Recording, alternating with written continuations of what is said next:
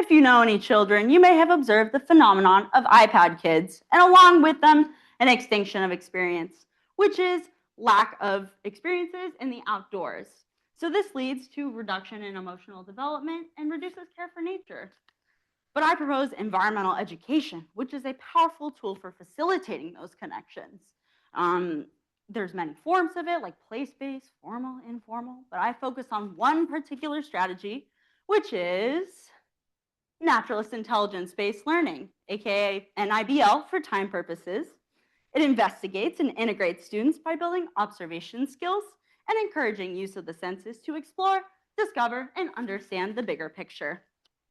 I've worked as a naturalist and field trip guide at the Arboretum with UWBG for a year and a half now, and believe with a passion that environmental education is essential to empowering students to learn more about their surroundings and understand their special place within them. Which brings me to my research question. What makes environmental education activities successful, and how can NIBL be supplemented to enhance UWBG summer camp and field trip curricula? I explored this through my dual role as both a Capstone intern and full-time summer camp naturalist. Over our 5 two-week camp sessions, I worked with mostly third graders and focused on 5 thematic activities with varying relevance to NIBL, which are shown here. I sought out the perspectives of both my campers and co-naturalists. Campers did a 1 to 5 ranking, fist of 5, to rate the activities, and naturalists filled out a survey with Likert scale questions relating to those same activities. I also conducted a literature review of findings and lessons in environmental pedagogy, organized and analyzed field trip feedback forms, as well as developed NIBL activities to integrate into future programs.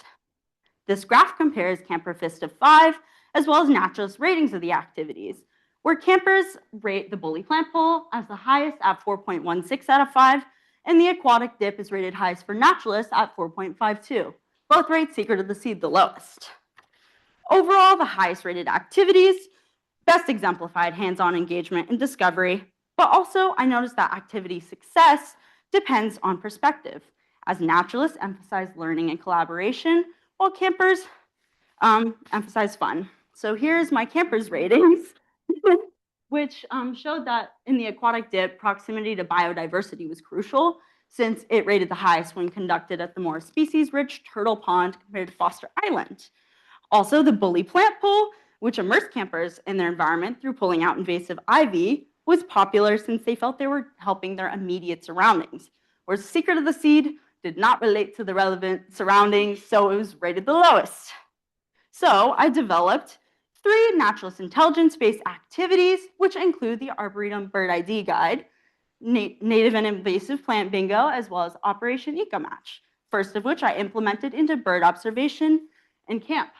So before implementation, it's important to note that the activity does actually give ID tips for campers, which they practice through scavenger hunt. But yeah, before implementation, scored 2.6. With my activity, 4.2 out of 5. Yeah, so since NIBL is pretty cool, I came up with some essential components of it. One of which being building ID skills and understanding of local flora and fauna.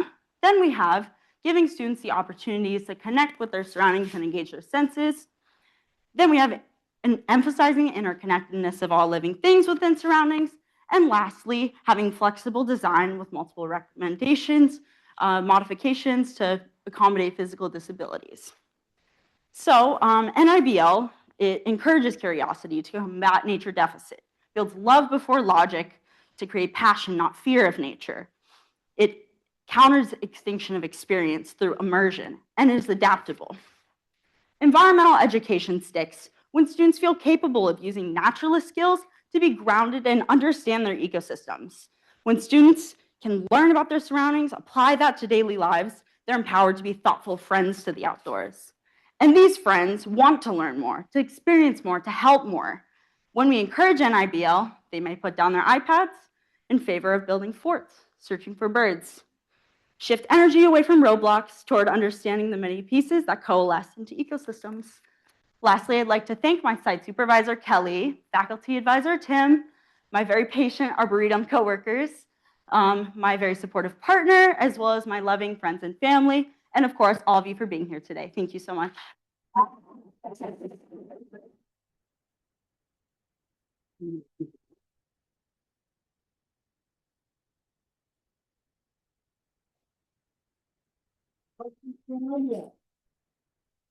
All right, you near the front. Oh, yeah, I have a question. What's the difference between naturalist intelligence-based learning and place-based? That was such a good question. So, for anybody who didn't hear, the question was, what is the difference between naturalist intelligence-based learning and place-based learning? So, naturalist intelligence-based learning, it emphasizes use of the senses, hands-on, observation, discovery, that sort of thing. It takes it a little bit further than place-based learning, which is still super, super great.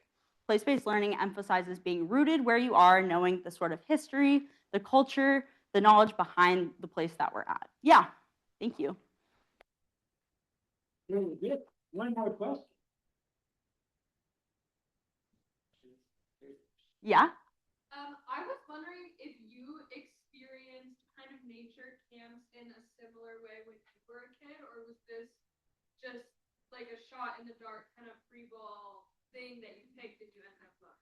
Thank you so much for that question. So, just to paraphrase, I think the question was like, did you experience nature summer camps, or did this project kind of come from somewhere else? Is that right? Yes.